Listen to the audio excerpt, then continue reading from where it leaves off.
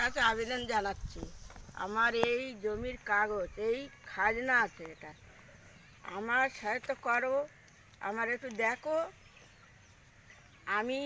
তুমি দেখলে আমার অনেক লোক আছে, আমি আপনার কাছে এই পাঠিয়ে আমি চলে যাব। আর এই হালদারপাড়ার লোকেরা আমার উপরে অত্যাচার করছে, জুলুম করছে। হ্যাঁ, আমি আজকে থাকবার ঘর নেই, আপনারা লোক পাঠিয়ে দেখতে পারেন যে আমি কোথায় বসে আছি। আমি রাস্তায় ঘুরি, আমার শরীর খুব খারাপ।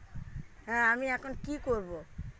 আমি মমতা দিদির কাছে আমি বলছি, বারবার আমি বলছি, আবেদন জানাচ্ছি যে আমার এই জমির যে ঝামেলা ওরা করছে, ওই জমিটা আমার উদ্ধার করে দিন। আমি একটা ঘর বেঁধে সেখানে আমি যেমন থাকতে পারি। আমার এই বয়স হয়ে গেছে, আমার শরীর খারাপ,